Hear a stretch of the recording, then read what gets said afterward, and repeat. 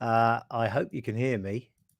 Can you, if you can see me and hear me, could you please type something into the chat box on YouTube so that I know that I'm communicating, I'm beaming out to you? I hope you can hear me.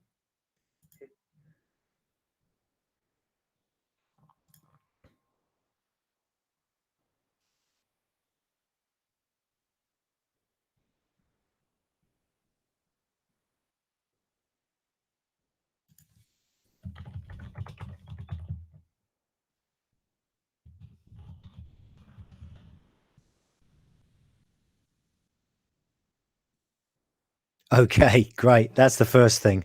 Um, bit of a disaster if that doesn't work. Plenty of other scope for me to break things and otherwise mess things up, but that is definitely the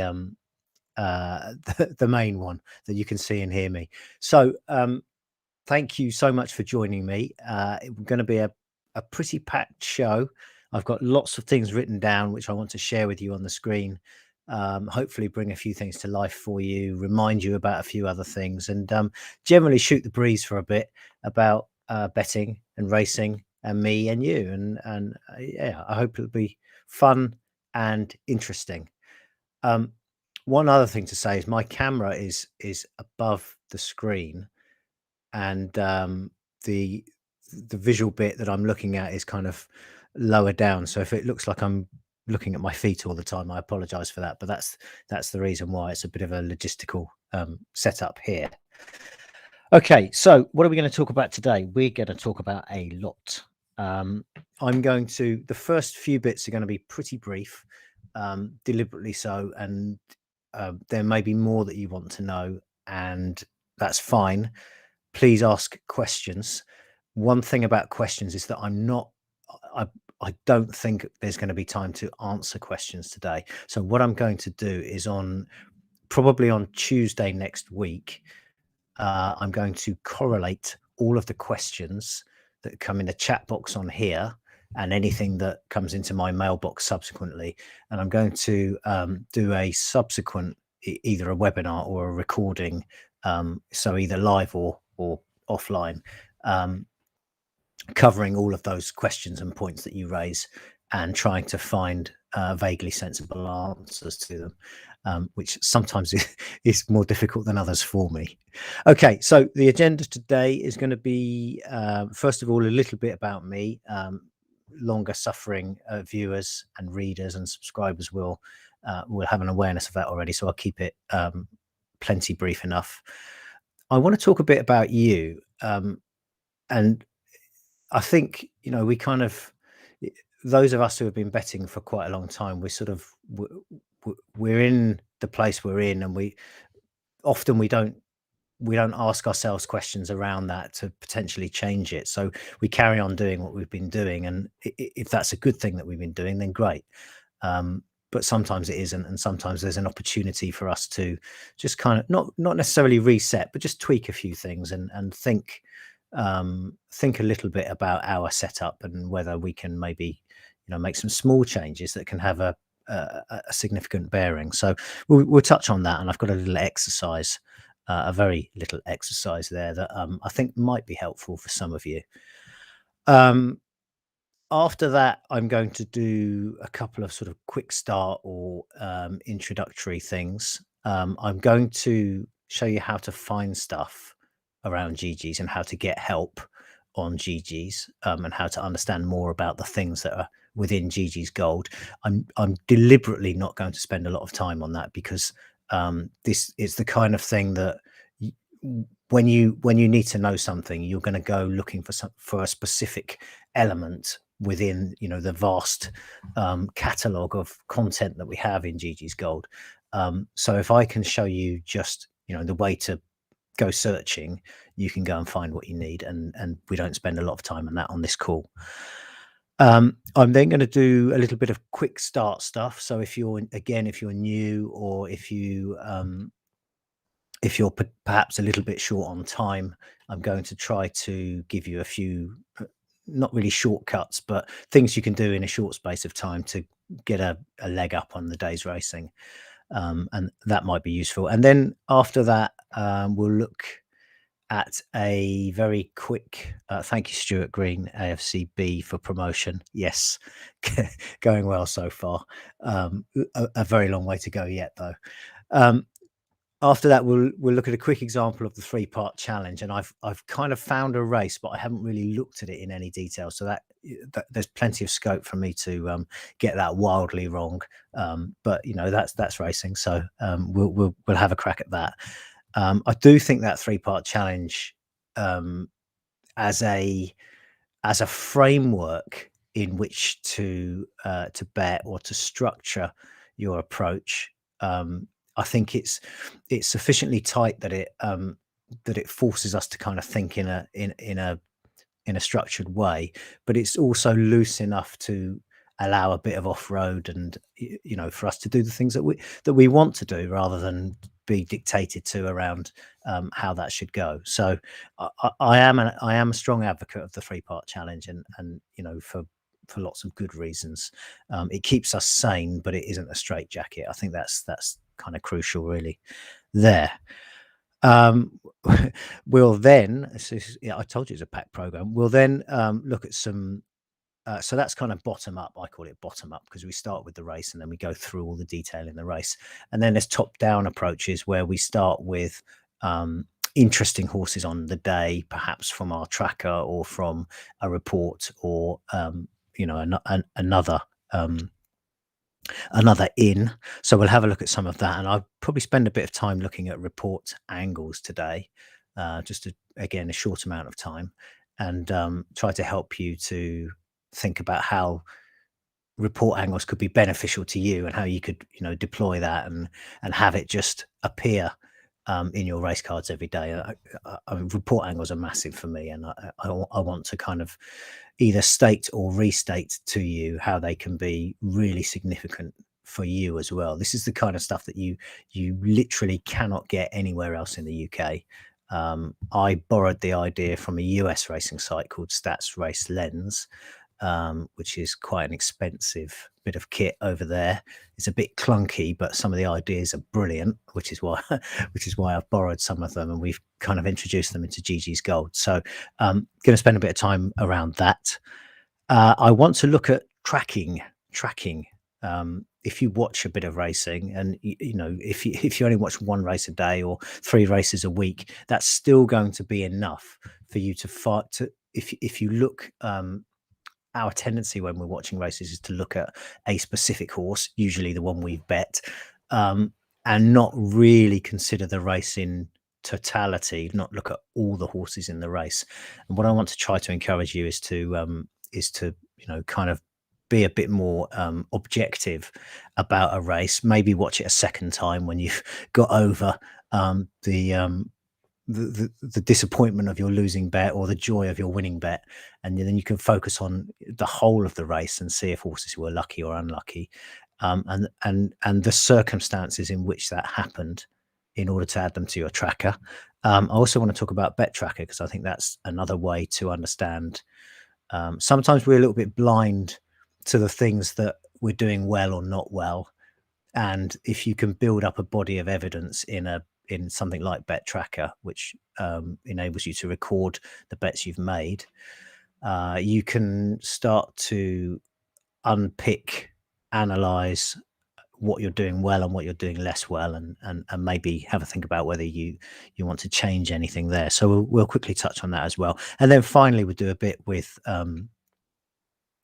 a bit sort of blue sky thinking, a bit of research using profiling and QT. So that's it. That there's quite a lot to go at there, and it's going to take a while. And I may very well take a break at some point just to freshen up and top up my large glass of vodka. Cheers. Oh, strong stuff. um, and you know, toilet breaks and all the rest of it. So we'll see how we go on that front. I will be very forgiving if you need to pop off and come back, or if you can't stay for the whole thing. That obviously that's fine. I am recording this, I hope, please God, and so subsequently I'll be able to put like a little timeline on here, and you can see you can go to the bits that you want to. So that is what we're going to do, if that sounds okay. And the first thing is a little bit about me. So many of you will know this already, and I apologize for repetition if that's the case. My name is Matt Bisogno. I am now 50 years old. Last month I had my 50th birthday. That puts me, historically, that would have put me at the lower end of the Geegeez subscriber age range. But in the last couple of years, the age range it hasn't really come down, as it's spread out more. So we have many more younger subscribers, but we still have loads of guys and girls in their 60s, 70s, and even 80s, who like the way we do stuff. And a lot of these guys and girls have been around betting and betting data for 20, 30, 40, 50 years. And so it's never too late to kind of come to a new concept and embrace it. Particularly, I think the way we, some of the things we do, which are visual, which make the information more accessible and digestible than perhaps it is in other places. My backstory is I've been a racing fan for sort of 35 years, I guess. None of my family are into racing. I found it accidentally when I was going into a betting shop at nearly the appropriate age to place a small football wager on a Saturday. And while I was doing that, there was this stuff going on in the background, which gradually captivated me. And being slightly of that disposition, I wanted to know more about how to solve the puzzle. Started with a jockey that was familiar, and then a trainer, and then the top of the market, and then you kind of you go from there and you learn more about it. And for me, it's been a lifelong mission to understand more. So that's how I got into racing. How I got into publishing race cards was well, I'm genuinely not sure how that happened.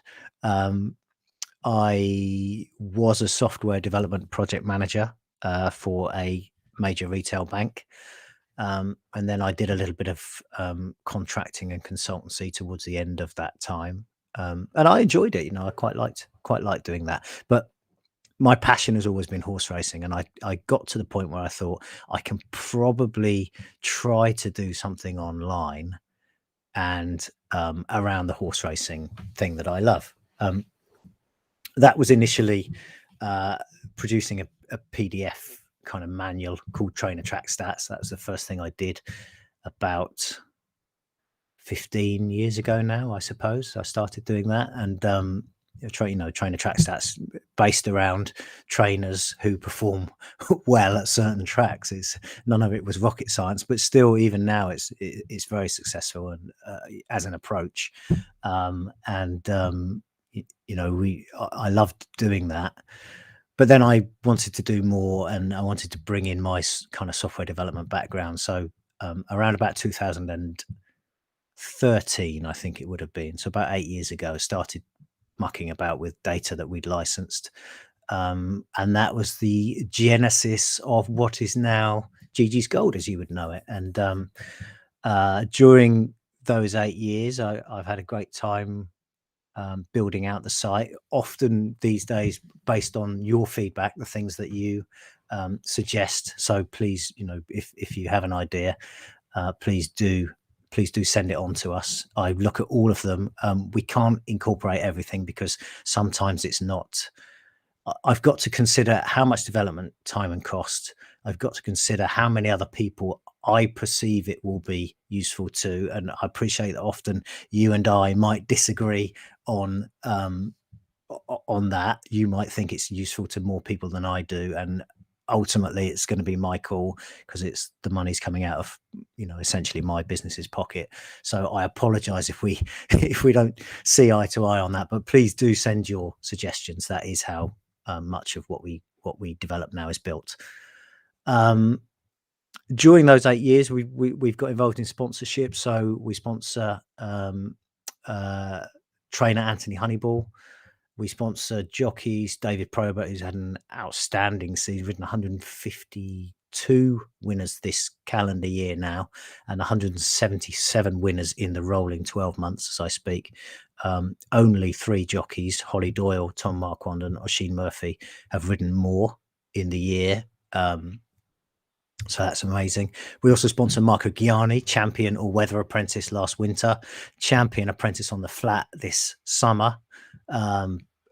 Outstanding jockey, potentially outstanding jockey. Very nice chap. If you've seen him on the TV, he's always smiling. He's a brilliant brand ambassador, as is David, of course. Two great guys. Like, I do my research to choose the jockeys to sponsor, but you have to ride your luck as well, and we've been both good and lucky this year, so that's great. Also on the jumps, we sponsor Rex Dingle and Ben Godfrey. Ben's in great form at the moment, rode a winner yesterday and won the day before from just a couple of rides. He's gone all the way up to Sedgefield today, as we will see a little bit later on. What else do we do? I was chair of the Horse Racing Betters Forum for a while. That came about as a result of being involved with Geegeez, and that was a very interesting, certainly difficult, challenging, and time-consuming thing to be involved with. I think ultimately it was value add, and I was pleased to be a part of that and to try to contribute in a way to a community that obviously I'm a part of, the horse racing betting community, and I understand quite well.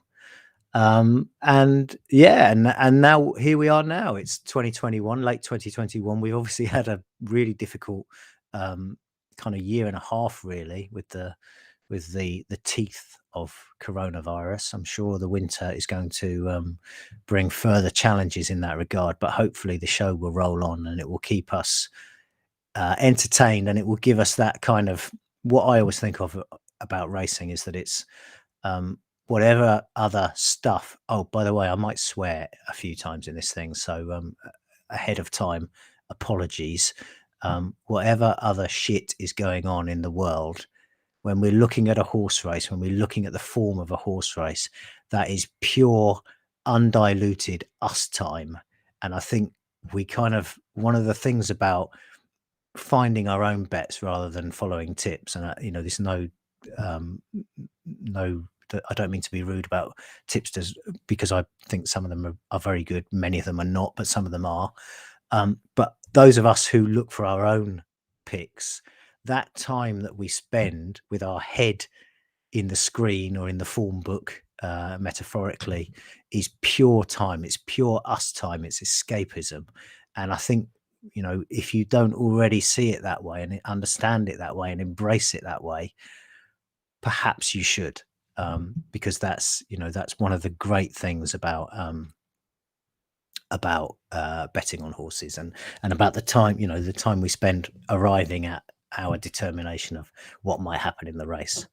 So that's me. Now about you. Let's talk about 3 things here. I want to talk about the art of the possible very quickly, and then I want to talk about understanding some of the numbers, and then I want to do a little exercise around understanding your zone, as it were. So first, the art of the possible. Have a little think about where you are with your betting in profit and loss terms right now. Maybe you're winning a little bit, maybe you're about level, maybe you're losing a little bit, maybe you're losing a little bit more than that. And it doesn't really matter where you are, but the thing that does matter is that wherever you are now, the next place you're going to go is the next step on that little sequence. You can't go from losing 10% to winning 10% in a short space of time. You have to go from losing 10% to maybe losing 8 or 5%, to breaking even, to winning a couple of percent, and so on. It has to be incremental gain. And the other thing about that is that it's never going to be linear. It's quite hard to do this on the screen. It's never going to be a straight line like that. It's always going to be a bumpy ride with ups and downs, glorious highs and crushing lows. That's the nature of betting, and that's part of the reason we love it, because of the emotional, the adrenaline, and the emotional roller coaster that it takes us on. But over a period of time, we can improve, definitely. And if you commit to, kind of understanding a little bit more about the mechanics of betting and the mechanics of the form book, and the 3-part challenge is another thing that kind of focuses on that. You will definitely step forward with your betting. You will definitely improve. You will definitely get from where you are to the next place, and then you can go forward to the next place after that. And importantly, hopefully you'll have a good time while you're doing it. Fun and profit is the Geegeez way. And if it's just profit that you're after, well, there are lots of part-time jobs you can do that will give you a few extra quids for your time. This has got to be enjoyable as well as have the profit potential. Without both of those parts, that certainly doesn't work for me. And as a consequence of that, I can't evangelize about profit as a solitary motive. It's got to be enjoyable as well. So that's me again, but I hope you can kind of resonate with that, and that the time that we spend looking in the form book is fun time. It's good time. So keep that in mind, that the art of the possible is exactly that. It's incremental. It's not going to be from zero to hero in no time flat. That's not how anything works. And particularly where money's concerned, it's not how horse racing betting works. I want to talk about the numbers, and specifically some of the metrics we use on Geegeez. Now, obviously, I assume that everybody is familiar with win percent and each way percent, and win profit and loss and each way profit and loss. And I think if you're dealing with a big sample size, when you're looking at data, if you're looking at 200, 300, 500, 1,000 things in a sample, runs in a sample, for instance, those very simple basic metrics are probably fine. But when you're looking at smaller sample sizes, as we often are with horse racing, where you have to try to infer whether that small sample size is meaningful or not, whether that 30% strike rate on 12 runners is replicable, whether that can, will be sustained going forwards. It's quite difficult to do that with a win strike rate, because we're only in a 30% in a 10 runner sample is only 3 data points, really 3 out of 10. It's a tiny, statistically insignificant sample size. So we've got to be smart about that. Each way percent gives us a few more data points, because it gives us the placed horses as well as the win horses. Things like percentage of rivals beaten, which it sounds complicated because it's new and kind of a novel concept. It's really not. It's how many horses our guy beat and how many beat it, as a percentage. And obviously 50% means it finished in the middle. It beat as many as beat it, and more than that is good and less than that is not good. So it's a new concept. It's not a difficult data point to understand. What's important about PRB, percentage of rivals beaten, is that it gives every runner in every race gets a bit of a score from 0 to 1 or from 0 to 100%. So when you have small sample sizes of 10 or 20, you've still got to be very careful, because it's that's a tiny data set. But if you're giving a bit of importance to every runner in every race, you've then got, rather than just your 3 winners in 10 races with 10 runners, you've got 100 data points rather than just 10 winner data points, or 30 each way data points. So that's why we use PRB. And I think when you're looking at small sample sizes, as I say, as we often are, it's a good metric to have. And if 50 is average, is right in the middle, then 55 is going to be good. 54, 55, 56 is going to be good, and 45 is going to be not so good, right? So that's kind of an order of magnitude there. With actual over expected and impact value, I'm going to spend no time talking about those, except to say actual over expected is a measure of how something performs against the market. So whether it's likely to be profitable going forwards. A number north of 1 is good. South of 1, not so good. Further north or south, better or worse. Impact value is how often something happens against the peer group. For instance, how often a trainer wins at Wincanton compared to all trainers with runners at Wincanton. And again, it's a number north of 1 is good, south of 1 is bad, right? So all of these data points, these metrics that might be new to you or different, they all have real nutritional value, and they're all really easy to understand because they're north or south of 50% or north or south of 1. And the higher numbers are better. That's all you need to know. So keep those in mind, because I think, I don't think it's helpful, particularly not on smaller sample sizes, to focus too much on win percent, because it can be misleading, and misleading means costing money, essentially. Okay, so the last thing I want to do in this little section is a little exercise, and let's see if I can get this right with my bit of paper here, about your betting. Now, obviously you don't need to shout your answers out. just do this in your head. So it's kind of 3 questions, and then we're gonna work something out after that. So the first question is, thinking about your betting bank, or if you don't have a bank, kind of the amount of money that you would be comfortable losing before you were uncomfortable, if you see what I mean. If you try to put a number around that in your head, or maybe write it down, that's the first question. So how much do you have to bet? How much are you comfortable? Would you be comfortable losing before it became not a good place for you?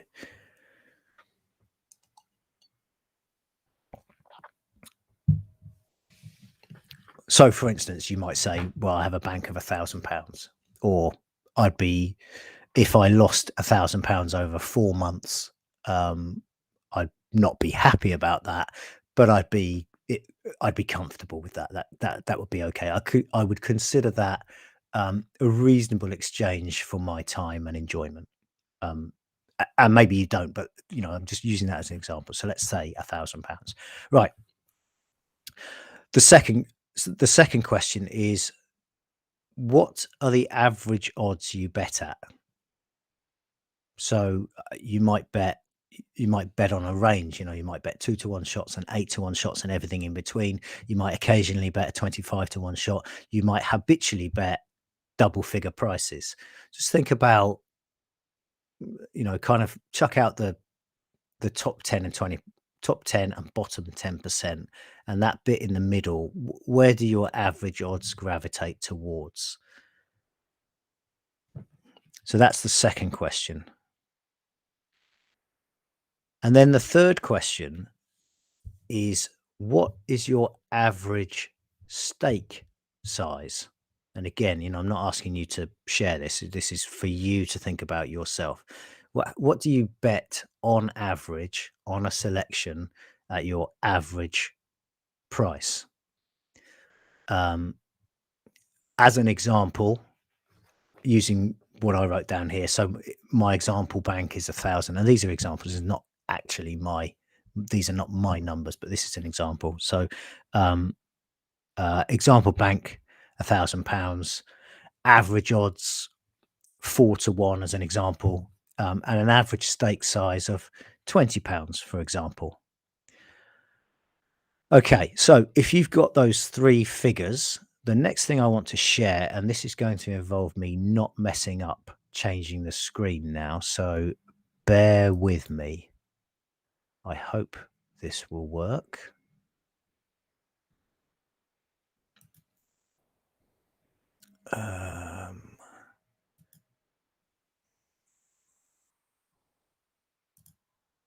Okay, hopefully you can see this chart.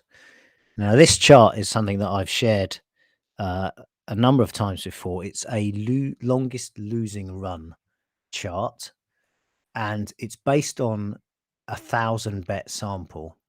Now, what I've done on the left-hand side is I've put these red numbers here so that you can see I've essentially converted the decimal odds into more familiar odds for us, fractional odds for us horse racing punters. So at the top you can see that 2 is evens, and the one that I've highlighted, which is 5 in decimal odds, is 4-1 in fractional, and go all the way down to 21, which is 20-1 in fractional odds. Now what I want you to do is, based on the average odds that you identified for yourself, go down the left hand side here and find that price, and then go across to the right hand side and find the longest losing streak that could be expected from 1,000 bet sample at that average price. So the example that I've got here again is 4-1, and the average, the longest losing run that one might reasonably expect within 1,000 bet sample is 31 4-1 losers in a row. Right now, that's pretty sobering in the first instance, and I think it helps to understand the purpose of this exercise, which is, not overstaking essentially. So in my example, I've got an average stake of £20 on a bank of 1,000. Now, if I had a 31 bet losing streak, that would be 31 times 20, which is 620, I think, from a bank of 1,000. So that's the next thing I want you to do, is work out what your losing streak number times your stake, your average stake is, and then think about that in the context of your bank, or the amount of money that you're comfortably prepared to lose. Okay. And if you've done that, the last thing that I want to say is that losing runs are not linear, which means that we wouldn't have, let's say, a 31 horse losing run, and then all of a sudden we hit a good run again straight away. What can happen is we can have that losing run, and then we can have a couple of winners, and then we can go on another downturn, right? So a correction, a downturn, the longest distance from, let me see if I can do this right on the screen here. I want to go that way. The longest distance from your high point, where am I? This is really hard actually. From your high point on your chart to your low point on your chart may be longer than that losing run. So you might have a losing run of 31, and then 3 winners out of 4, and then another losing run of 15 or 16, right? So what I propose you do is, to that losing run number that you have, in my case 31, add 50%, right? So I'm going to take that 31 and I'm going to add another 15 or 16 and make it 45, 46, 47, something like that. And then I'm going to multiply that number by 20. And that's going to give me a little bit of comfort and assurance in my tank is set up against what I could reasonably expect to happen in a large sample of bets. Right. So in my example, I've got £1,000 bank. I'm going to be up to about 46 losers with, let's face it, that would be a pretty disastrous run, but it could comfortably happen. And that's £920. So it's kind of conveniently just inside my starting bank, or my amount of money that I'm comfortable with. Um, if you have overshot or undershot your bank by a significant margin, let's say 20% or more, if your number has come up a good bit higher than your bank in this exercise, then you're overstaking and you need to rein it back, or increase your bank if you can do that and you're comfortable doing that. But typically you probably need to rein in your average stake. If you're below the bank mark by a notable margin, you either need to do nothing, because if it suits your sort of your risk profile, your tolerance for losing, then maybe you just carry on doing nothing. But if that's made you think, well, actually, perhaps I could risk a little bit more to get up to close to where my bank number is, then please do that.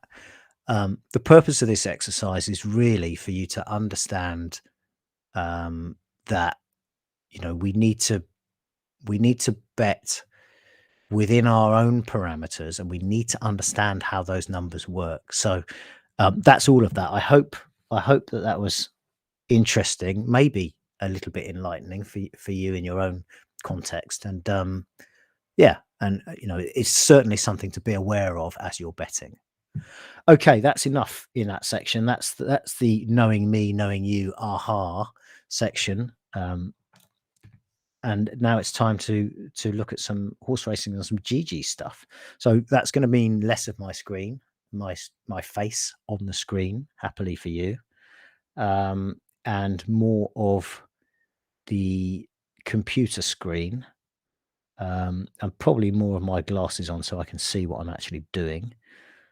So the next section is how to find stuff and how to get help. Let's go back over to the screen. Let's see if I can make this work.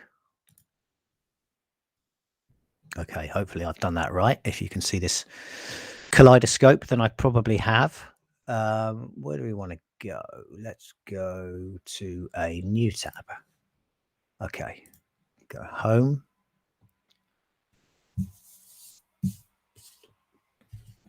So this obviously is where we all start. And I think like the most important place to start is actually this top right bit here. Particularly my Geegeez tab. Now I made a small change here recently to kind of concertina the recent updates into a little accordion box here, so they took up less space for a couple of reasons. Firstly, it looked a bit cluttered, but also you can now see a reference to some of the help content that is below this, that previously would have been what we call below the fold. In other words, not immediately visible when you're on this page. So that I hope is helpful, because down here there's a whole bunch of useful stuff. There are recordings here. There's the 3-part challenge here. There's some sectional timing stuff here, and then there's video tutorials here, some of which do need refreshing, it needs to be said, but there's definitely some helpful stuff in there. We've got a whole bunch of very short videos on various things, which you might have seen some of on Twitter. We're going to create a little library on the website, so you can see those there as well. This is definitely the place to start when you want to know about stuff.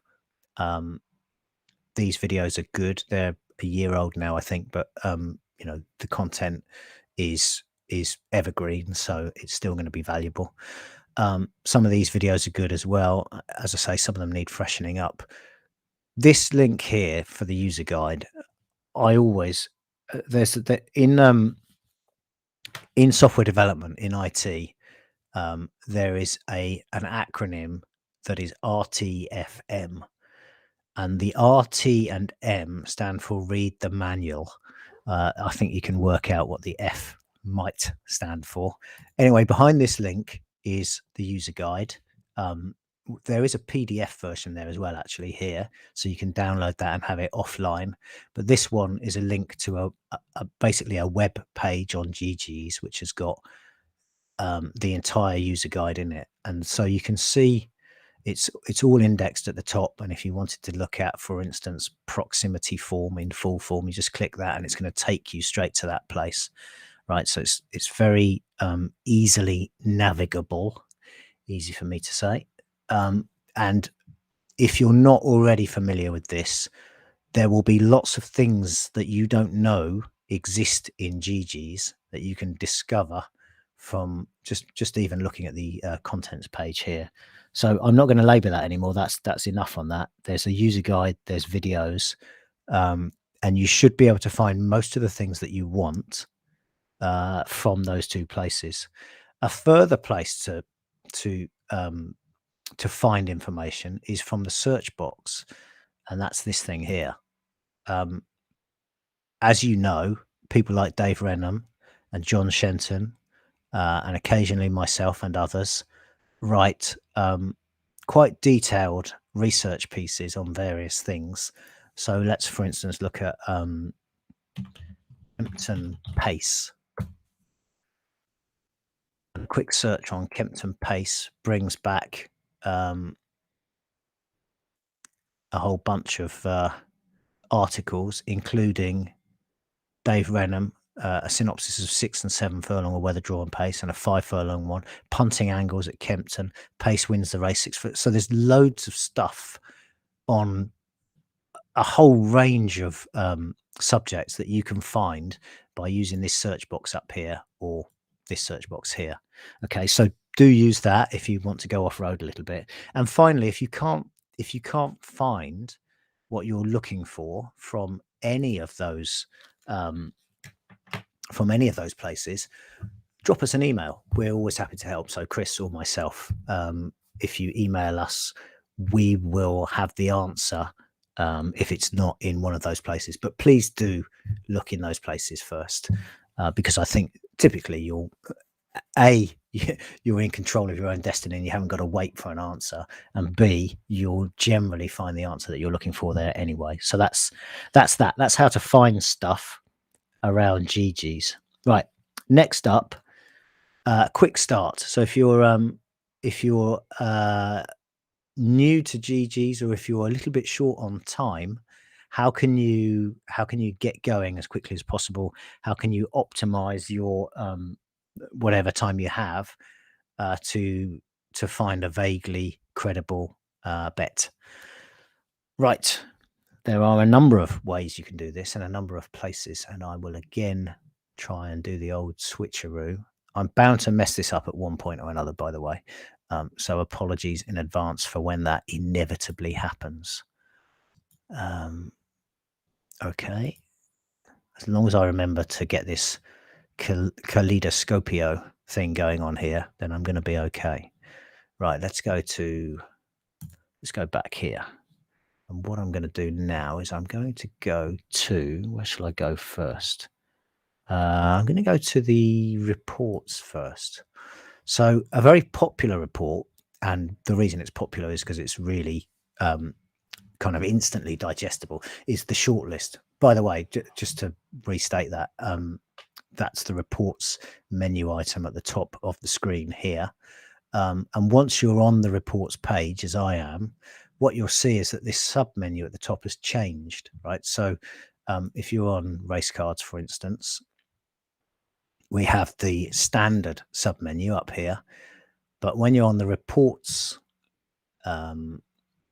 page, you've got reports page has got its own sub menu, and these are all the different reports.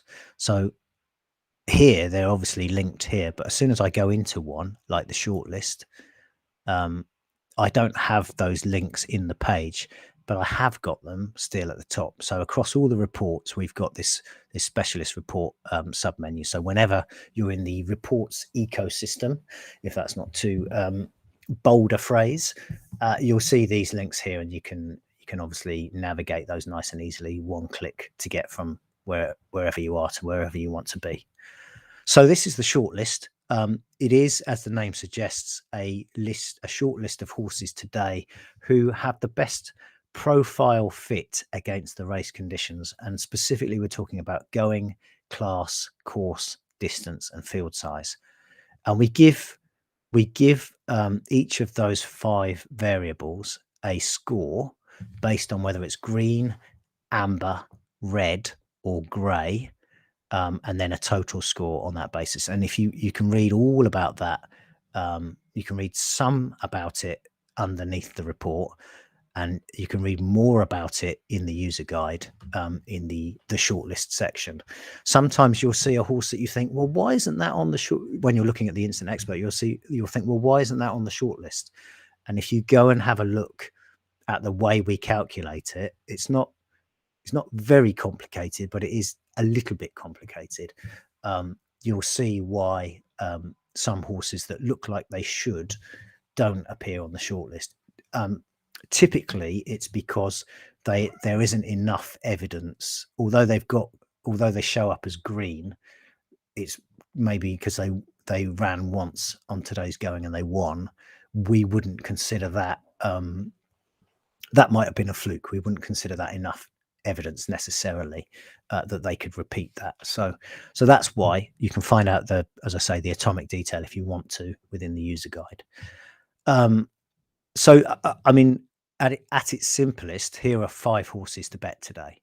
Right now, I'm not advocating that you do that. I'm not suggesting you do that. What I suggest you do is use this report as a starting point, and then say, right, this horse, Chili Filly, has a pretty good profile today. Let's go and have a look at that race and see if that horse has a good profile and other horses in the race have a less good profile. In other words, if I assume it's her, if her profile edge is magnified by the fact that other horses in the race don't shape up well against today's conditions, if that makes sense. As well as this is the win. You can see on the top right here, this is the win list. There is also a place list, which is right here, the longer list. I'm not suggesting betting a 2 to 7 shot to be placed, although it probably will. And some people would suggest that. And fair enough, because because they generally do place.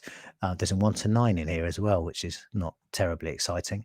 But what you can do is you can sort by odds, and sometimes you can find a horse. Let's have a look at like Dance Idol, for instance, in the 155 at Clonmel is a 33 to 1 shot, and it's got a pretty good profile against the conditions. Grey means it's never run under these conditions before. So Dance Idol never run at Clonmel before, but it's green for all the other stipulations, and the horse is 33 to 1. And again, not suggesting you go bet the horse on that basis, but have a look at the race and see if you can make a case for this horse that suggests that it's overpriced at 33 to 1. So that's the shortlist. If you're short on time, it's a great place to start. You'll find a few horses, that instantly are that shape up well against today's race conditions. Let me just get a bit more light in here. The sun comes through here, so when it's shining, I can't see anything, and then when it goes behind the cloud, as it has done now, I can't see anything because the curtain's shut. This is my office life, home office life. So anyway, that's the short list. It's not for nothing is it hugely popular. It's a great starting point. Some people use it as a start and an end, and if you're very short on time, then fair enough. But typically, I would advocate finding a horse of interest here and then going to the race and looking in more detail at a few things to kind of back up that initial perception. Well, let's actually do that with this Dance Idol horse, because the next thing I want to show you is the instant expert. So this is the race. It's a listed mares chase. It's a good race. And you can see from the ratings here that the favorite excuse me, the favourite's rated 152. Dance Idol doesn't actually have a rating, presumably because it hasn't. Not sure why it hasn't got a rating for. Oh, it hasn't run in a handicap. That's why. No, it hasn't run in a handicap in Ireland. So it's been running in the UK, and then ran in a novice chase in Ireland last time.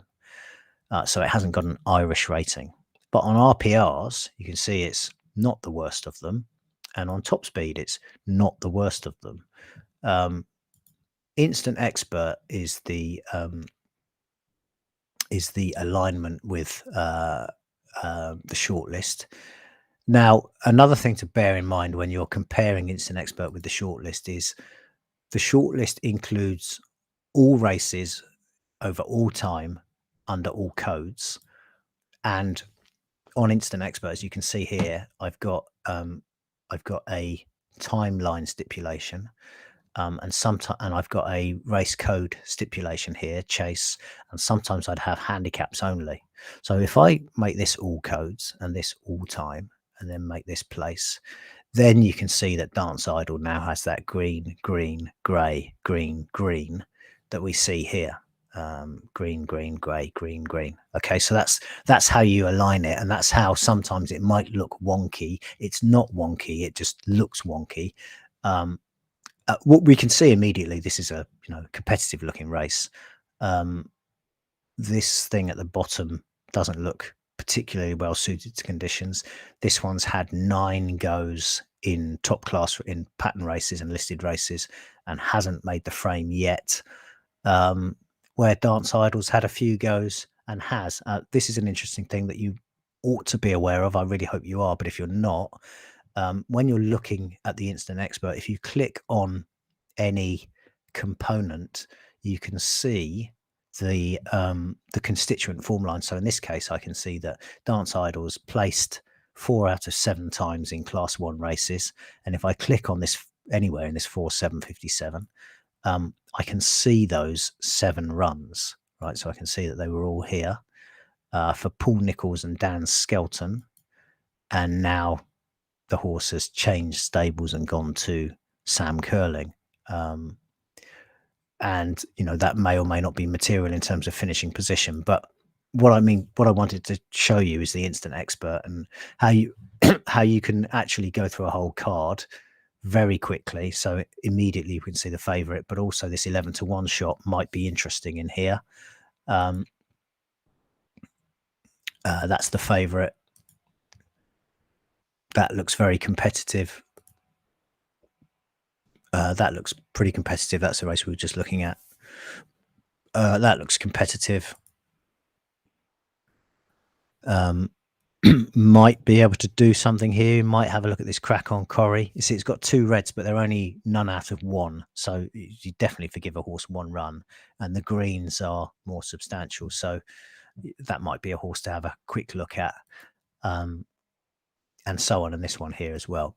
The point of that is that with Instant Expert, you can quickly whiz through a card, and you can get a feel for whether there's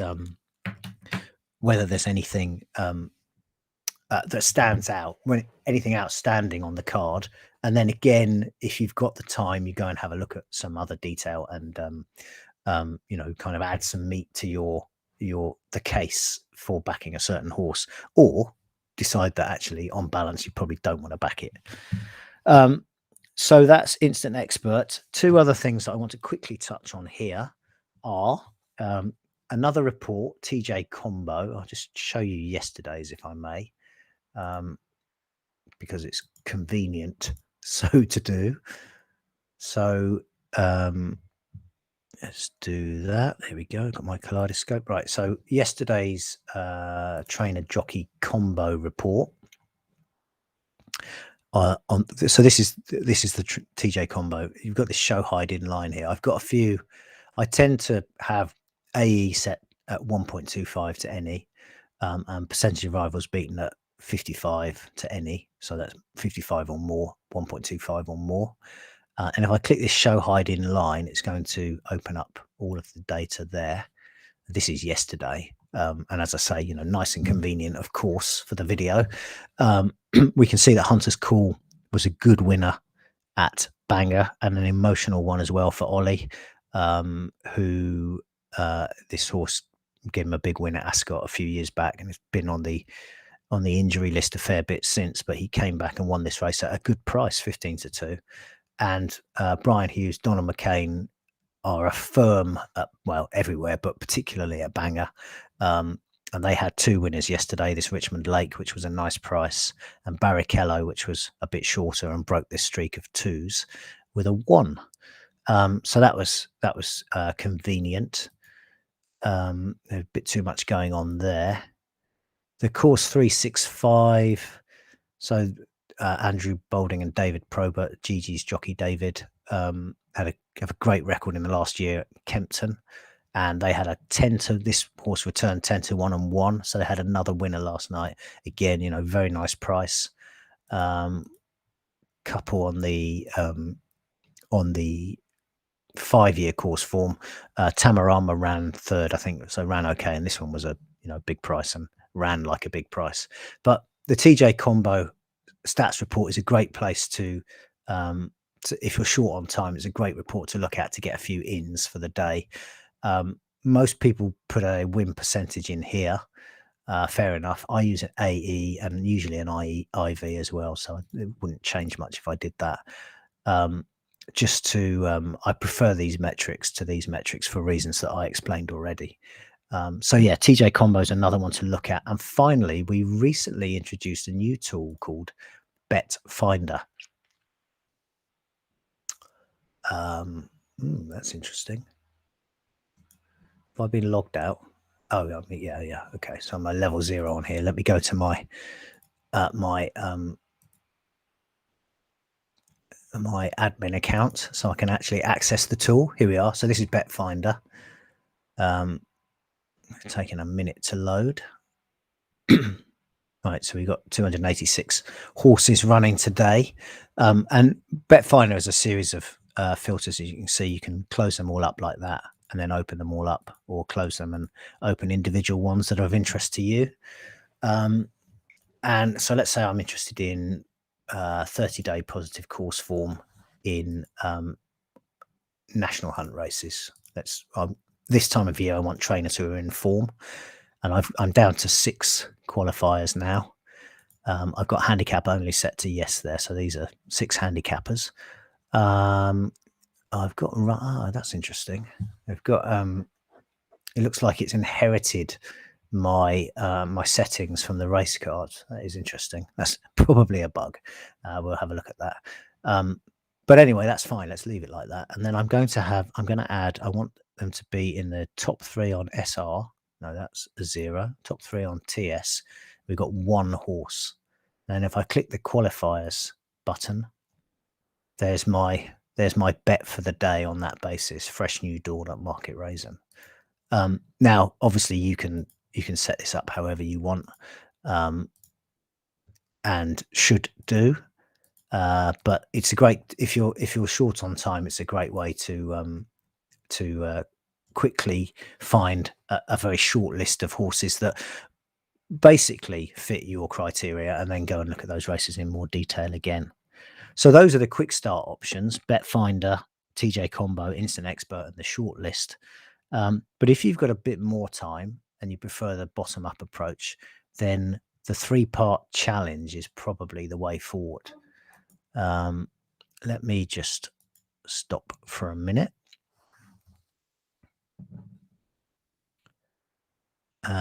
Just got someone saying they can't, got no volume on YouTube.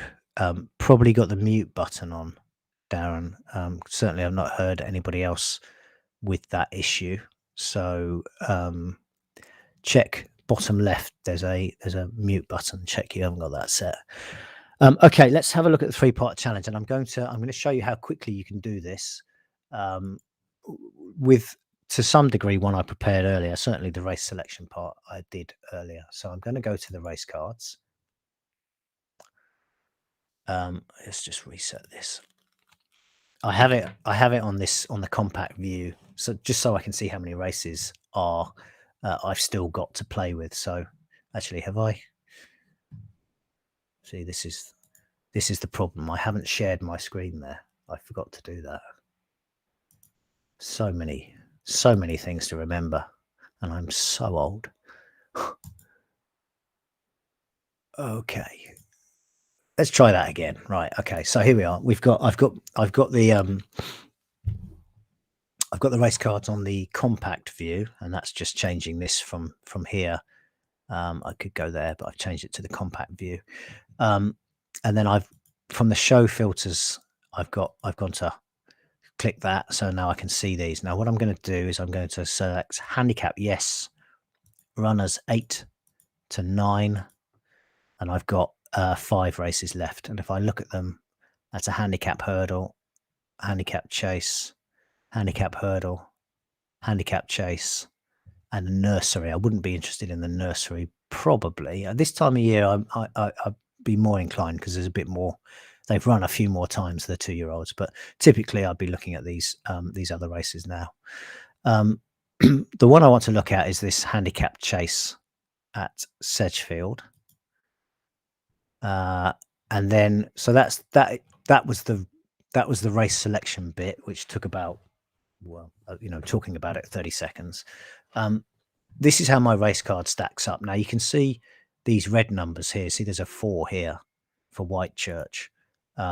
These are my report angles, which I'll talk about a bit more in a minute. But you can see that I'm being told that this trainer with Theo Gillard, particularly, they're in great form. So that's definitely an extra point for him. He's a 12-to-1 shot, so he might be a 12-to-1 shot for form reasons that suggest he's got no chance. But immediately, I'm being advised to look twice at this horse, where otherwise, if I was just looking at his form, I might not. We can see here that these green numbers are positive form indicators and the red numbers are negative form indicators. So we can see that. We've also got 3 for the report angles here as well. So that's interesting. It's quite a strong jockey stat course angle there. Okay, so now the first thing I want to do is I want to get this 9-runner race down to a slightly more manageable size. And the first thing I'm going to do is I'm going to look for horses that are perennial losers. Now I need to qualify that because this is a 0 to 100 class 5. It's a basement handicap, right? These are not the strongest 9 handicap chasers in Britain at the moment. Let's say that. In fact, this bottom one is rated 66, which is not very good. And the top one's rated 102, ridden by Ben. Now you can see he's got the yellow star. He's on my tracker, my jockey tracker, because Geegeez sponsors Ben Godfrey. So he's gone a long way from Dorset to ride this horse. So that's kind of interesting in its own right. We'll come to that in a second. What I want to do now is I just want to quickly whiz through the horses on the full form tab, and I want to find the let's make this a bit easier to see. I'm just looking at their race record. I want to find the perma losers. So this horse has won 2 out of 11, 18% win rate. That's fine, particularly in the context of a race like this. Celestial Sky has only had 5 runs, and 3 of those were probably in novice races to get a handicap mark. So I'm going to leave him in. I think he can probably do better. Whitechurch likewise only had 6 goes, so I'm going to leave him in. Regaby has had 15 tries, which is to say he's almost certainly had plenty of goes in handicaps. He's won 1 race. He's got a 7% win. I don't really like that, particularly not at the price he is. He's about 3 to 1, so I'm probably going to strike him out, even though he could win. I'm actually going to he's a 3 to 1 shot. I'm going to just want to have a quick look at his form. So he won at Hexham off 79. Tom Scudamore. second last time, beaten 11 at 5-2. Sixth, beaten 33. Pulled up, beaten 4-1. All on good ground, which it is today. Now, he did win on that. Just, yeah, he's not really. These are all class 5. He's not down in class or anything. I think I really don't like his price. I mean, he can win, but I don't like his price. So I'm going to strike him off our list. His 1 from 15 record is not enough for me. Supreme Steel has actually won 3 out of 26, so stays in for now. Angel's Envy is none from 22. That's definitely going. Scorpo 2 from 36. That's going. Elixir none from 29 is going. Strategic 1 from 40 is going. And you know, I know this is a bad race, but those records are terrible. So although I've very possibly thrown out the winner in this shortlisting process, I've now got 4 horses on which to focus. Horses that you know that have at least a 10% win rate.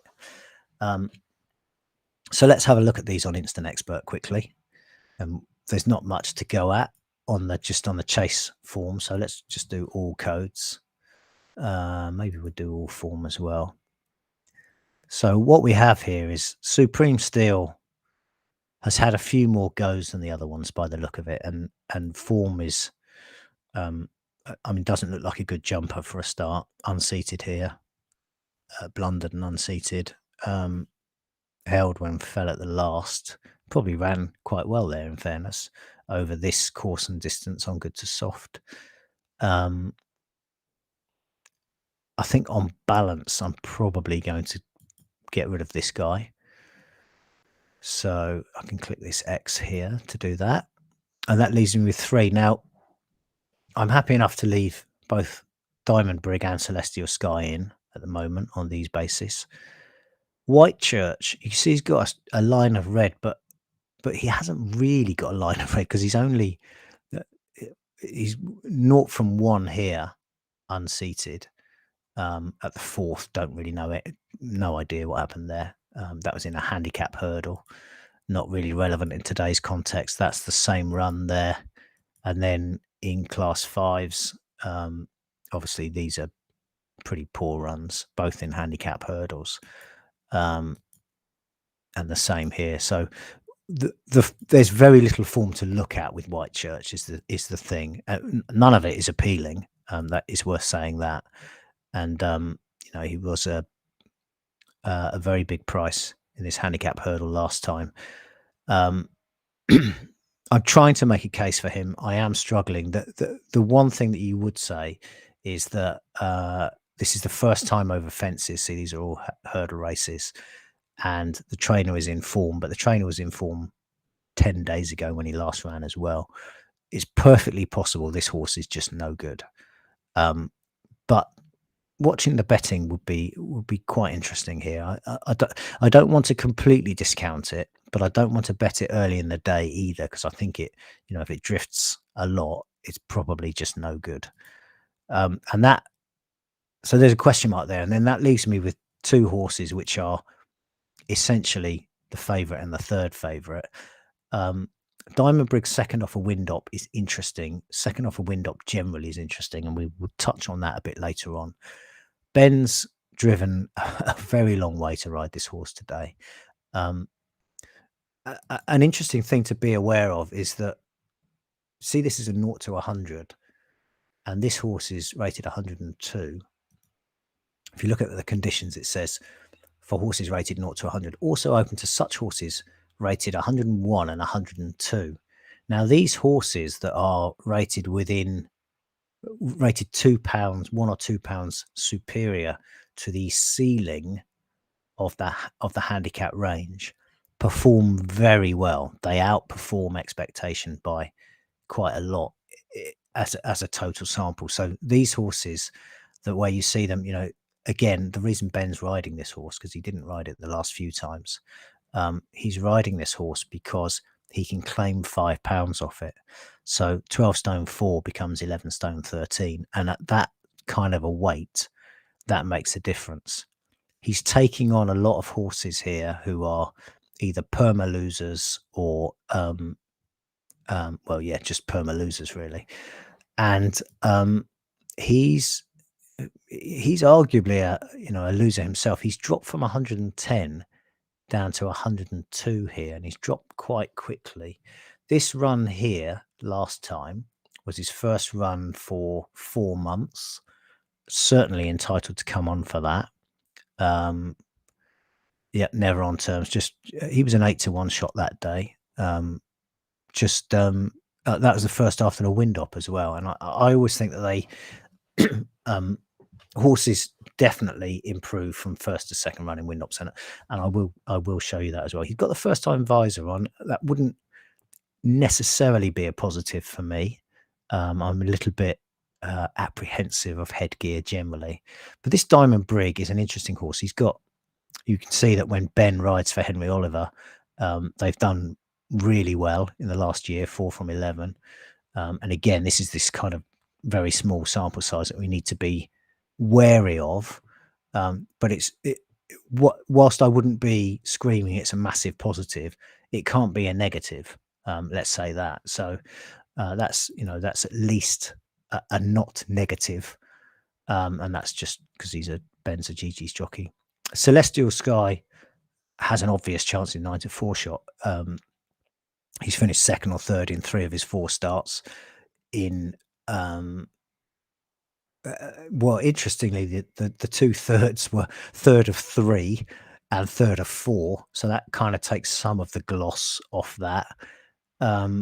First run in the handicap, he was 20-1. He was not fancied. He ran not brilliantly, and then and then more recently at Ayr over 3 miles, again handicap, both handicap hurdles. This is a chase, of course. He ran a much more promising race. He was up a little bit further in trip.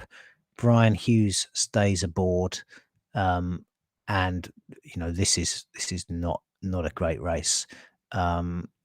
If he jumps okay on his first chasing start, he's a definite player. Yeah, I mean, I don't want to be negative about his chance. I just want to have a look at the pace setup, and before I do that, I'm going to reinstate all the horses so I can see them all in the pace map. Just put that on graphic. Now, the first thing I want to look at is the general. So this is for good ground handicap chasers at this sort of marathon trip here. We haven't got a huge amount of data in the window, so I'm just going to open that up a little bit. And obviously, when you broaden the range, the danger is that you dilute the message, so it's less relevant essentially. But there's more. There are more runs and wins and places to work with. So I find that useful. And what we see there is that all of a sudden, when it was on good, this very small sample size of 2, 4, 6 races, we've got amber on the front, and then when we open it up, all of a sudden we've got quite positive green on the front. So and typically Sedgefield, my understanding for Sedgefield is that it is a front runners track, and again Dave Renham has done quite a lot of work around pace profiles for national hunt races. He's done that recently. Use that search button to find those. You'll find some really good stuff there. So if I just click on this bar here, I can get the field in kind of run style order. There's no out and out leaders in the race, not obviously anyway, based on their average of their last 3. But Regaby and Supreme Steel might go forward. So I mean that's kind of another feather in Regaby's cap, if you like, even though I don't particularly like him. Celestial Sky tends to be ridden patiently. Not sure how he'll be ridden today. First time over fences. Brian Hughes might want to give him a sight of the fences, so they might ride him slightly differently today. Diamond Brig looks like having a midfield sit on average. What I like to do is then look at the data. the data view, so this radio button here, and then I can see how those average numbers were arrived at. So to remind you, 4 is lead, or disputed lead, 3 is prominent, or close up, or chased leader, 2 is midfield, and 1 is held up or towards the rear. So I can see that Celestial Sky, if you remember, these two are handicap runs and these were novice runs. So in handicap, it's been held up both times. So that's interesting. Diamond Brig has shown a bit of variability in run style. Probably will race towards the front of midfield, I suppose. Elixir might go forwards. He's the only one with a 4 actually. So Elixir might go forward. There's not a huge amount of pace in the race, and that doesn't necessarily set advantage closers, because the closers typically, those held up typically need a strong pace to run at because they're one-paced horses. So again, I mean, where I'm landing here is that if there is a bet in the race, and I don't feel strongly that there is, I probably want to be with Diamond Brig. I respect Celestial Sky on his first try over fences, and I want to have a second look at White Church, and those would be the 3 that I want to play there. And I might be right and I might be wrong about that, but that's kind of how I see that. So that was about a 15-minute walkthrough of that race. I'm not sure. I hope there was some value in looking at that. I hope you kind of see some of the things that I look at and how it doesn't have to take ages to go through a race. There's lots of information hiding behind the various icons and in the different tabs. I think it's particularly useful as a rule to eliminate habitual losers, even in low grade races, where typically they're all, infrequent winners. And I think that's helpful. Right. Somebody else saying no volume there.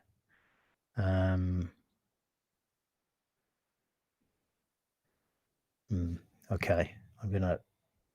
Oh yeah. No. Okay. That's working okay now. Right. Good.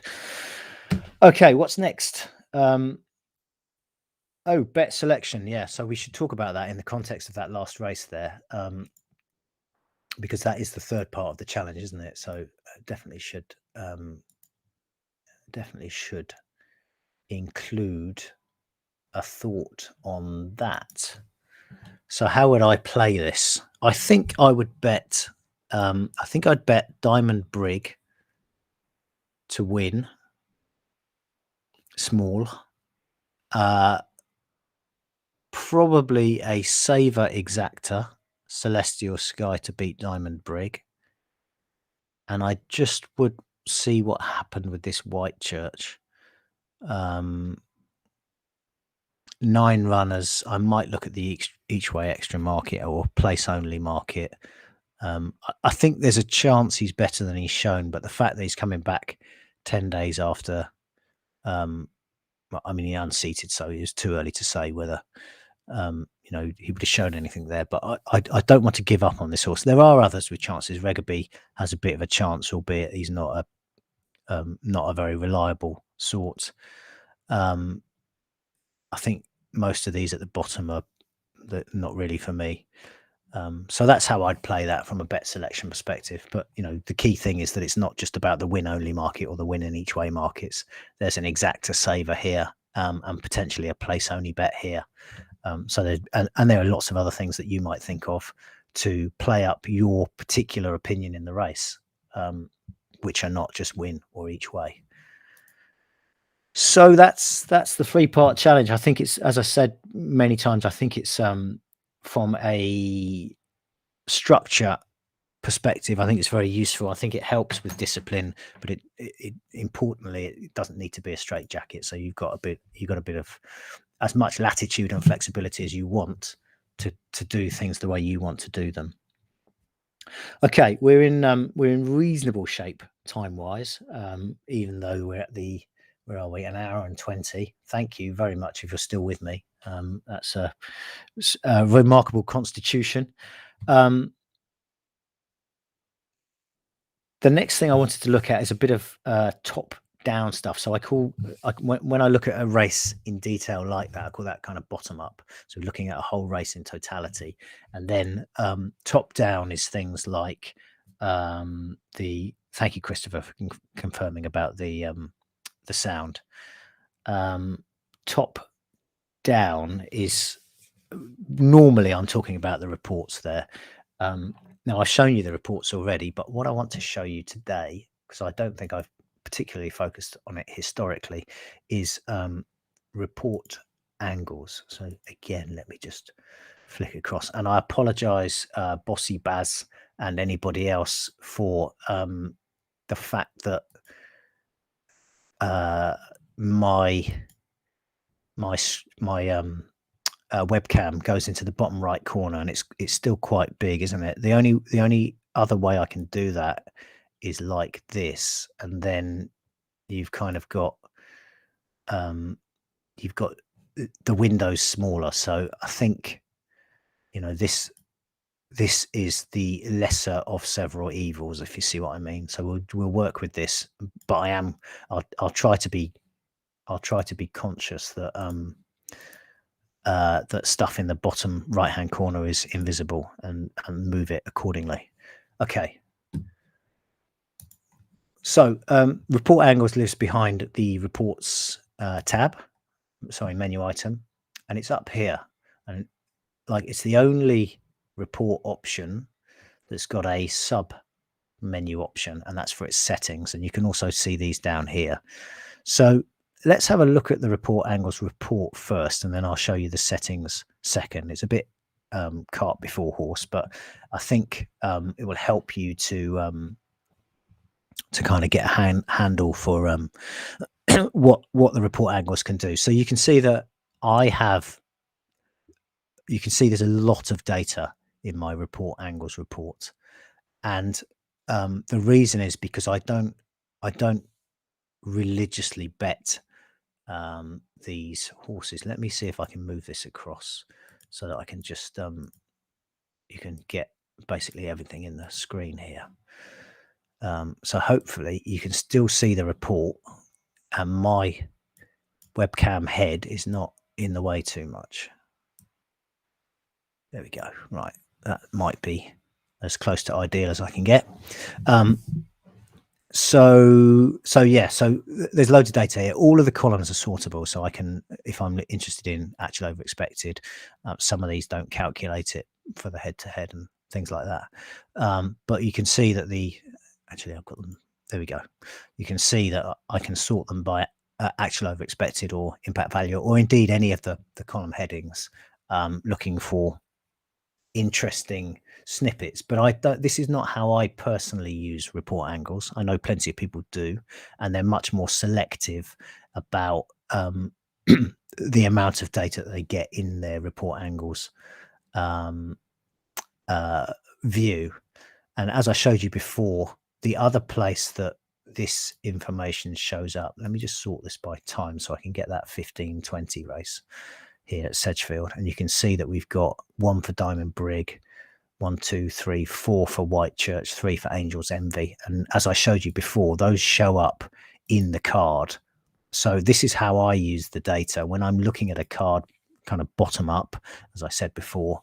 I want to be aware of these things. So I am aware that Angels Envy, one of the report angles here was about the sire having a good record with older horses and marathon trips.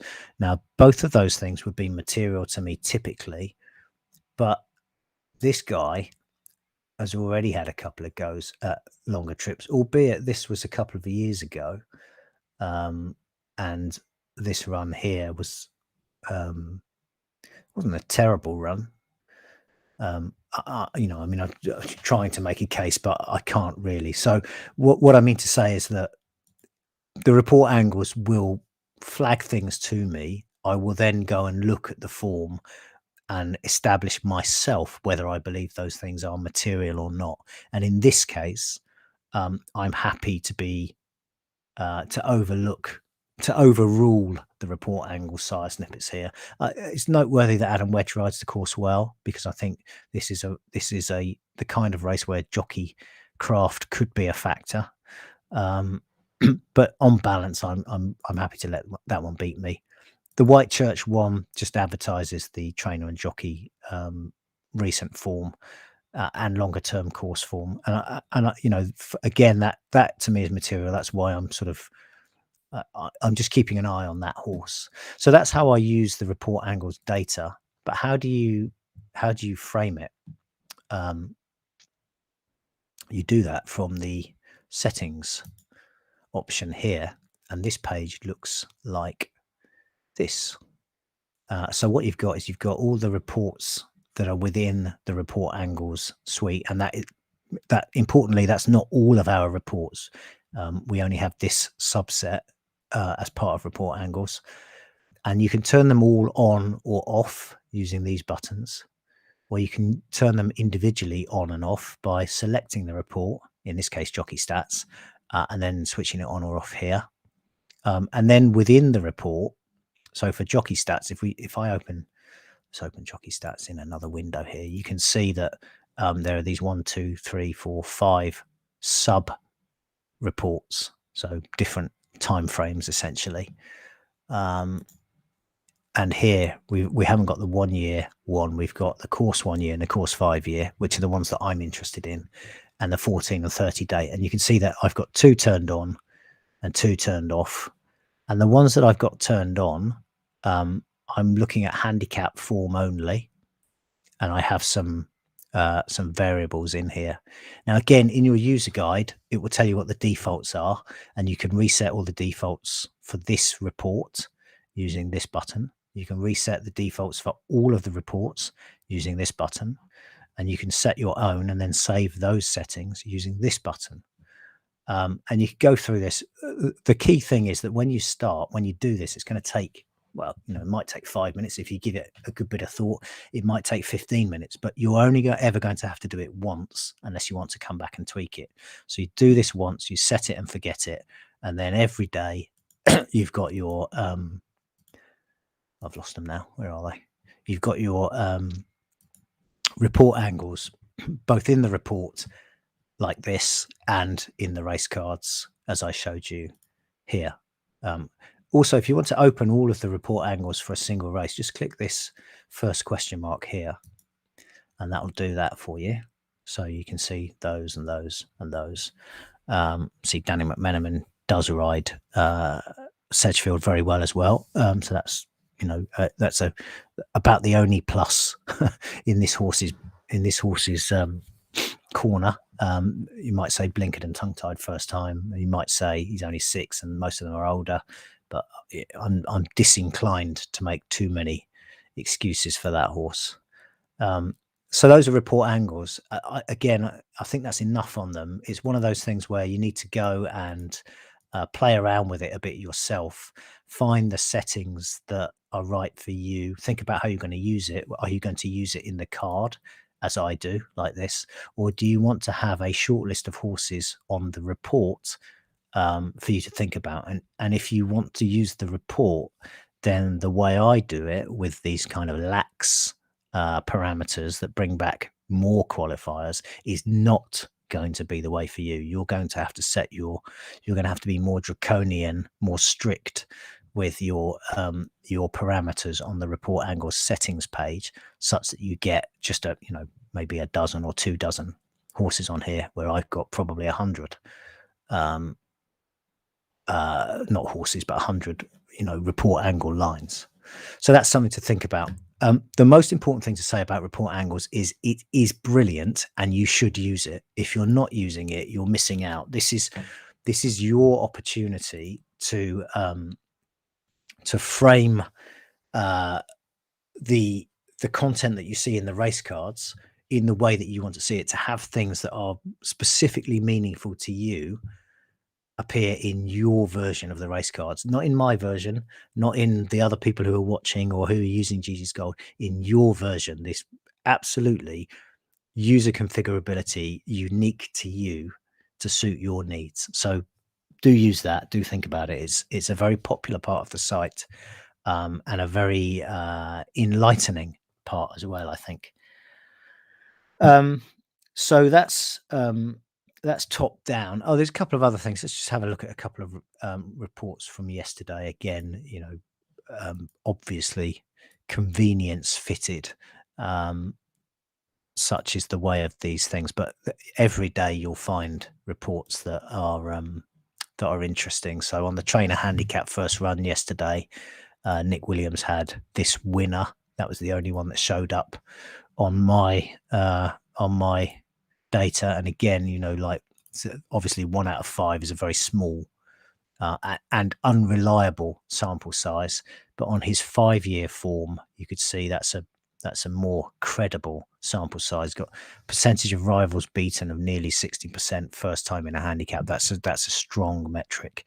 These AE and IV numbers are strong metrics as well, as more basically are the win and each way profit and loss figures. So it wasn't a surprise to anybody when Yggdrasil, if that's how you say it, was a winner yesterday. And we can see, if you click this little pointy up arrow, you can see the 29 horses in the sample, including this 18-1 winner the other day, and and so on. And you can you can sort by any of these. So you could sort by Banger, for instance. You can see that he hasn't had any. You can sort by starting price. You can see that the short ones have done very well, and so on. And you can do that for any report, for any entry on it. But so that was a good one yesterday. The short list had a few winners yesterday. Hunter's Call was one. The Glancing Queen, the top one, was another. Creative Inerta was third at 14-1. Lord, I think that was about it yesterday. What else did we have? Maybe that was all I wanted to show you there. So there's a lot of reports, and I think it's about finding your way around them, finding the ones that you like the most. I don't propose to look at fast finishers today or sectional timing. It's probably for another day. It's a bit too much detail in that, so I'm going to skip that for today. But we will definitely be coming back to sectional timing in the not too distant future. Okay, that's enough there. What are we going to do next? Gonna stop sharing. Actually, I think I'll keep the sharing on. We're going to look at, finally, we've got to the last bit now. Oh no, 2 more bits. We're going to do tracking next. So I want to show you 2 things on tracking. Now I talked about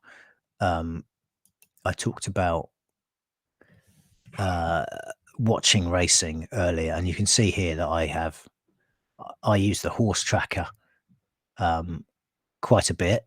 And one important thing with the track, if you use a tracker, every month or every so often, you need to go through it and review whether those horses should still be on your tracker or not. And don't be afraid to miss a winner by eliminating a horse that you've already given a few chances to. The flip side of that is called cliff horses, and they can be very expensive. They can be a long time before they finally pay off, if they finally pay off. I followed one, Bouncy, I think it might have been, for about a dozen runs. I didn't back it every time, and in the end they retired it. so that was, that's just, I should have pulled the plug on that project a lot earlier than I finally did. So that's something that, don't do that. Don't do what I did. Don't do Bouncy. But yeah, I use the tracker, and I have notes for most of the runners, and you can see that they will relate to a specific situation. So when I get my tracker email overnight, I'll check the qualifiers and I will check the race setup this time to see how it fits against whatever I flagged in my note. And if it's not a good fit, I probably won't bet it, and that's fine if it wins because I wanted to be with that horse in a different context. So having horses in trackers is not about religiously backing them. It's about reminding yourself of situations that might be beneficial going forwards, or thoughts that occurred to you about what might suit a horse in future. Obviously, you can do this with trainers, jockeys, and sires as well, which I do, and I would recommend you do likewise. The profiler, as I'll show you in a minute, is a really good way for researching kind of sire angles, particularly, but trainer also. So we come on to that in a second. The other thing on tracking is bet tracking, and this is another of the tools that we have. So tracker is here, and bet tracker is here. If you want to know what you do well and not so well, and these are often they're often not as you think they are, then this bet tracker is useful. So I'm just going to have to change something in my setup to make this work, because I personally don't use the bet tracker.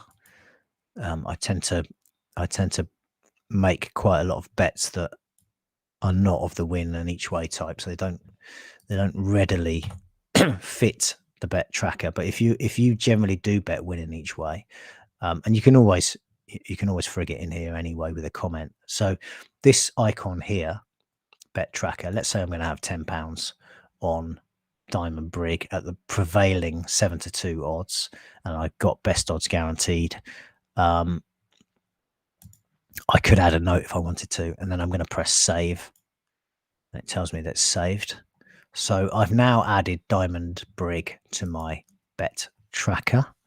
And if I look at the bets tab, you can see, why is that not? I might have to refresh the page. Let's try that. You can see he's been added down at the bottom here.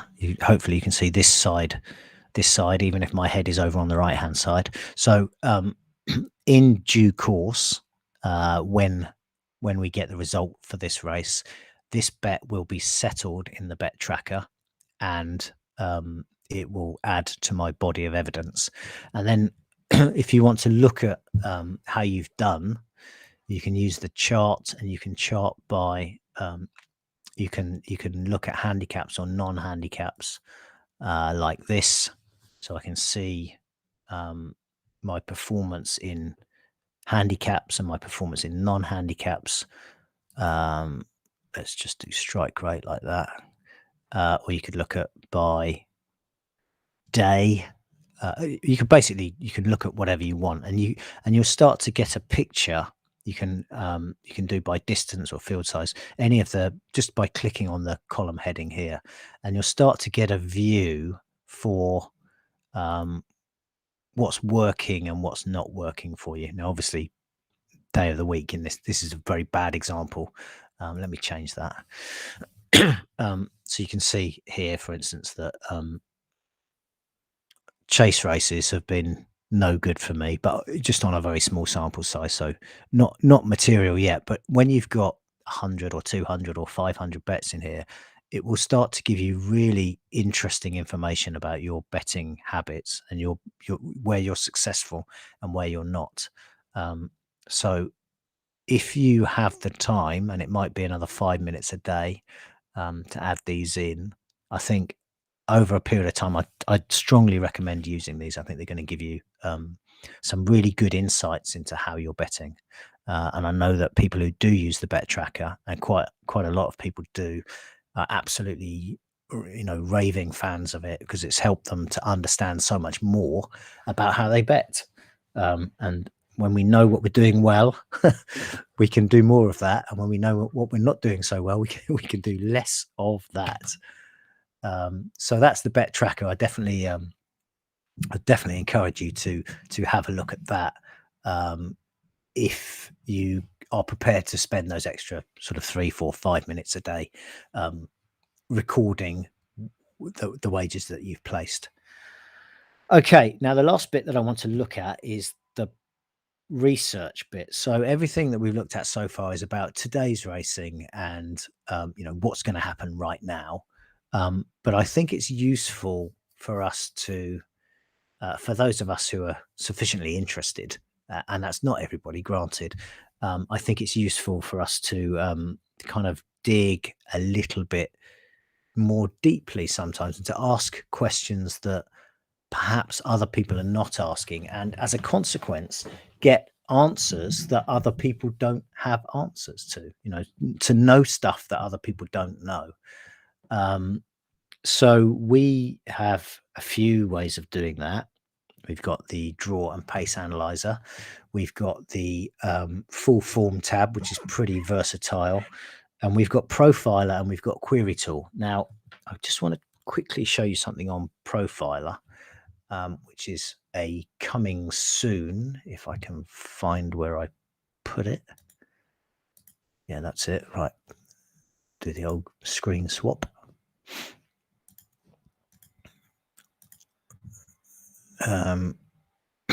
So this is our development environment. And what you can hopefully see here is that this is how it looks on live with the filters block. But we're adding a charts block, and it's going to be a little bit prettier than this by the time we get it out to the live site. On horse, it's kind of interesting in certain races. So if you've got a race where there's plenty of form to go at, then it can be interesting. But where it really comes into its own is for jockey, trainer, and sire. So if we just have a look at the sire here, Bungle in the Jungle, and we can see I've got this set up on going and each way percentage. We've got all these options here. You can basically, what you can do with these drop downs is once you select the first one, if you're on a desktop, you can just use the arrow down buttons and you can look at various things. So you can say that, when we're looking at Bungle in the Jungle, we can see, don't ignore these kind of half furlongs because they're small sample sizes, but we can see, we can look for patterns in the data. You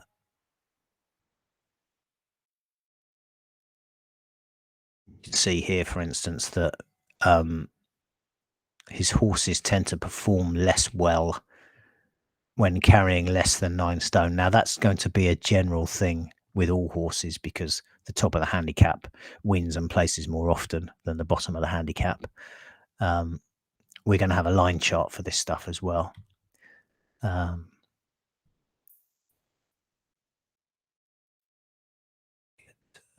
Months and so on. So this will be something fun to play with anyway. Looking at an individual day, you can see that we highlight today's race conditions, so you can quickly and easily see anything of interest. And in this very poorly selected example, they're not interesting, essentially. But the profiler is a great tool, and if you've got a bit of time to sit down and look at a sire or a trainer or a jockey, you can play around with the filters at the top and the chart data, and you can really get some interesting insights. But the real engine of our research is query tool. A query tool is has a limited number of variables, in fairness, but it has quite a lot of configurability around it. And what I'm going to, as an example, I'm going to show you. I think we're getting to a point now where we've got quite a good amount of wind op data, and so it's quite useful to look at those data and see if we can draw any interesting conclusions. Now, the first thing to say is that wind op data is only available in the UK. Excuse me, I'm just going to put the light on.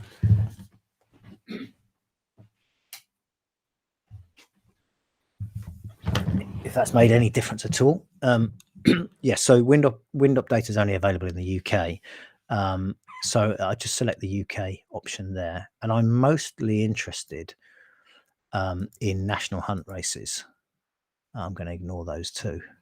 So this is the last 5 years, and we've got 151,000 runs during that time.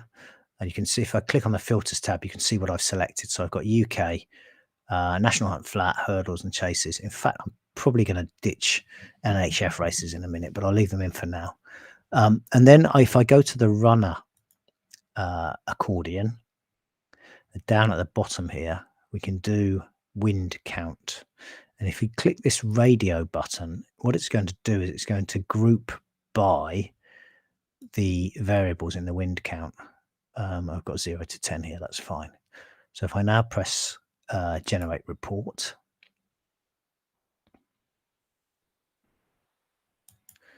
and we can see that in this sample, actually, I can't remember when WindOp started. It might have been more recently. Let's change that to 17. So the last 4 years. Let's see if that changes that 130 number at the top. 3767. I'm just going to do it on the last. What I want to get a fair sample of the 0, the no wind op group. So actually, I'm pretty sure it's 19th of January. 19th January. I don't know. We can look. 19th of January 2018. Let's try that. Okay. Okay, so that's these are all the declared wind ops now, and what we've got is this is by wind op run. So in our 320, for instance, W2 is second run off a wind op, so that means this is no wind op. This is first run off a wind op. This is second run off a wind op. So he's in this group, W2.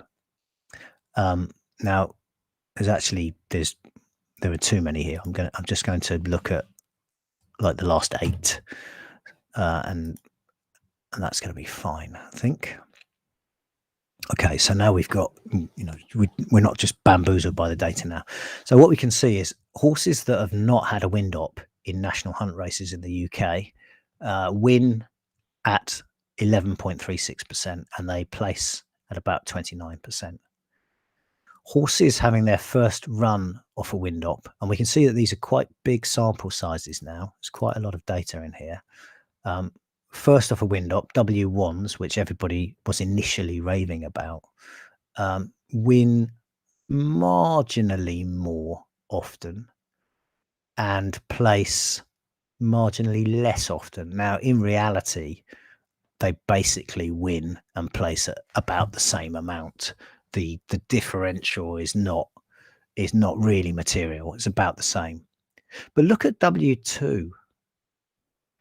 These are winning significantly more often than W0 and W1, and they're placing more often as well, significantly more often, 2% more often on thousands of runs. So that is material.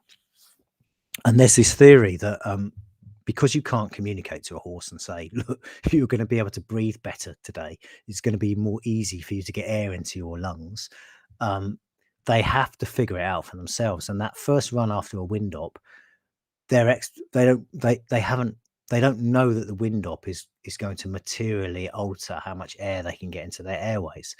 So their expectation is that they're going to struggle to get the amount of oxygen they need in the way that they previously did.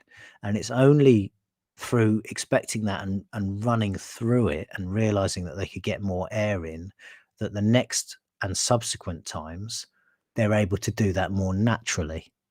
I hope that made at least vague sense. The data certainly supports it anyway, and we can see here that like slight blip for third off a wind up, but the general pattern, and we can see this on the chart better. Let's just put this on each way place rate on the line. You can see that this is the 0 group, no wind up. This is first off a wind up, and then after that first run off a wind up, you can see that everything, this is on each way percentages, everything is at a higher place level. And on the wind strike rate, it's a similar story. Everything is at a higher level until you get to sort of, 7, 8, 9, 10 runs. So there is no doubt in my mind that W2 to sort of W5 is a sweet spot for horses. Is definitely a positive factor for horses after a wind up in national hunt races. Now in flat races, different rules apply. I think they just wind up slow horses on the flat who haven't got breathing issues necessarily. They're just not very able, and it's a desperation measure. And I'm sure that happens to some degree with national hunt horses as well. But we can clearly see here that these data are an uplift. Let's just actually, what I'm going to do is I'm going to do 2 to 5 on wind count, and I'm going to do it by race code. So I've just said something about flat horses, which I should evidence rather than just asking you to believe me. So just to remind you, the filters are, we've got W2 to W5, second to fifth run after a wind up. Since wind ups were declared, which is the last sort of nearly 4 years now, and we're sorting it by race code, and we can see here we can see that in terms of impact value on the flat, remember 1 means they're winning as often as their peer group, so we can see that on the flat turf these horses win less often than horses that have not had a wind up or were W1, because of the way I've sorted this. On the all-weather, they do okay, winning slightly more often.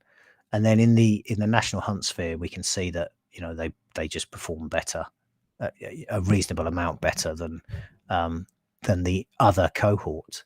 So that's why I'm saying about the race code. I'm a little bit. I'd be down on W horses on the flat, and I'd be up on W2 plus horses over obstacles, and as you can see in national hunt flat races as well, although I think that's there's probably a couple of big priced winners in there. Now the last thing that we can do now that we've got quite a big body of data, is we can start looking at stuff by trainer. Now we know that some trainers are pretty keen on wind ops, mentioning no names, but I'm sure I suspect they might reveal themselves momentarily. So what I've got is I've just changed this. I'm going to make it let's just do hurdle, and chase, and then I'm doing this by trainer, so we'll see which trainers W2 to W5 here, since wind ops were declared in the UK, which ones do wind ops the most and which ones are most successful. So if we sort by runs, we can see that it's not a surprise to me that Messrs Skelton and Nichols are at the top of the wind up runs chart. There are a couple of reasons for that. The first and most obvious one is that they run more horses than almost any other trainer. So there's that kind of natural bias towards them, but they typically, it feels at least, that they would be more inclined to undertake this kind of intervention as well. But there are many of the biggest names in the game towards the top of this pile: David Pipe, Colin Tizard, Nicky Henderson, Ollie Murphy. Jamie Snowden would be an interesting one, because he wouldn't be running the same volume of horses as a number of these other trainers, and yet here he is, quite high up in the list in terms of the number of runs. But I'm more interested in the impact value as a measure of performance against peer group. And I'm just going to put, we need 25 plus runs, let's say. We get rid of these small ones. Actually, it's probably still not enough. Let's try 50. Okay, so there we go. So now we can see, now we start to get some interesting data. So we can see that the trainers who might be interesting to follow W2 to W5 in hurdles and chase races are the likes of Dr. Richard Newland, Emma Lavelle, Neil Mulholland, Tom Simmons, Tom Lacey, Ollie Murphy. I mean, we just got to be careful with some of these from a they perform better than the peer group, but they're not necessarily profitable. So what we can do is we can put an AE of 1 in here and an IV of 1.25. And again, we're filtering our data to get to a workable short list of trainers who outperform their peer group and are potentially profitable going forwards. And these are the guys that these are really the top guys. So this would be the list of interest. And if we wanted to frame an angle around this, what I can do is with these pluses here, I can just do this with them. And like so. And then when I go to run a trainer, you will see that they've all been selected here now. So I can generate this report now. I don't need that group by. So these are my W2 to W5 trainers. And again, this isn't going to be an angle that I would bet religiously, but I think I will add it to my QT angles. So here I'm going to, I've gone to the angles tab here. I'm going to say W2 to 5 NH trainer uplift. Uplift to me means it's a positive, but don't bet these religiously. And then I'll click add angle. And you'll see I've got 24 potential runners on my W2 to 5 National Hunt Trainer uplift. And if I click view runners, it's going to show me what they are. So there's 2 in the 232 race today. So if I just go to that race, where are we? Here we go. What were they? Annual review was one of them.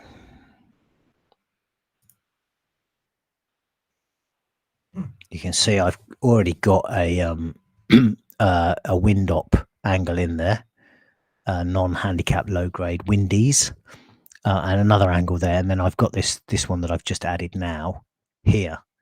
And those are the data at the point I saved it.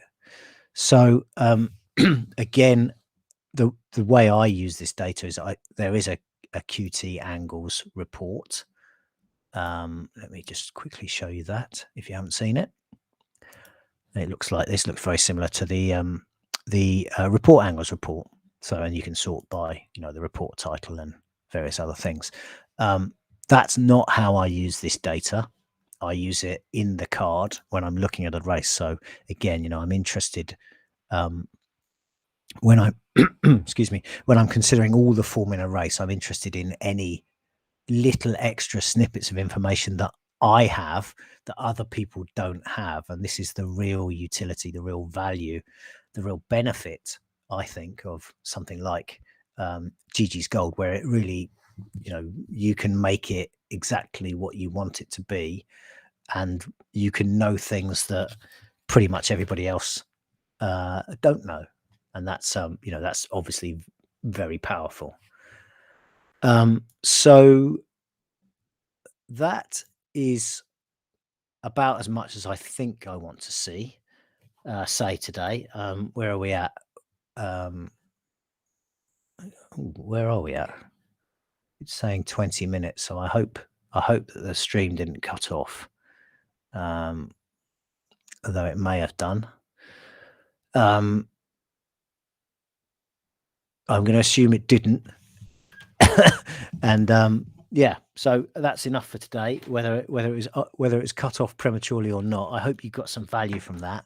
And as I say, if you had questions, I'll go through the comments and pull out any questions that you might have had. I will also encourage you to send in your questions by email, and I'll be happy to answer those in a session probably next Tuesday. And I may record it. Not live, and I may do it live. We'll see how I'm feeling. But I hope this was useful. Thank you very much for joining me. And Matt Bisogno saying nearly goodbye for now. I actually forgot to say that. Oh, by the way, if you're not already a Geegeez Gold subscriber, we have an offer on at the moment. We've got a special offer, as I'm sure you're aware, because I've sent you probably 4,762 emails about it. And if I haven't, somebody else has. So Geegeez Gold is £36 a month, or £360 a year. But at the moment, you can get 6 months for £149, which is what, £25 a month, which is obviously stonking value if you've seen what we've got in the last couple of hours. After that, it goes up to £180. So for your subsequent 6 monthly blocks, it would be 180, which is £30 a month, still a 20% saving on the monthly price. And yeah, if you want to join us, you'd be very welcome. We won another award yesterday. That was pretty nifty. That's 8 that we've won in the last 5 years now. We won the same award for 5 consecutive years and 3 consecutive years for 2 different awards. So that's really cool. Those are voted for by people who bet on racing, bet on sports, use the site. So, it's not 3 people who can be bribed sitting in a room and saying, oh yeah, we'll choose this one that time. It's very gratifying to us that we're doing stuff right. And if you weren't already aware of what we have, I hope you have a little bit more awareness of it now, and I hope you can see how it can give you more fun as well as more information, and hopefully add to your bottom line as well. The link to buy to sign up for a 6-month subscription is somewhere on the site, but probably not on the screen at the moment. So what I'm going to do is I will add that to the description box below the video, and then you can, if you're watching it on the replay, you can get it there. Otherwise, you'll get another email from us before too long with a link that you can use if you'd like to. Okay, now that really is enough for today. Thank you again for joining us today. I hope you had some value and interest there, and I will see you soon. Goodbye for now.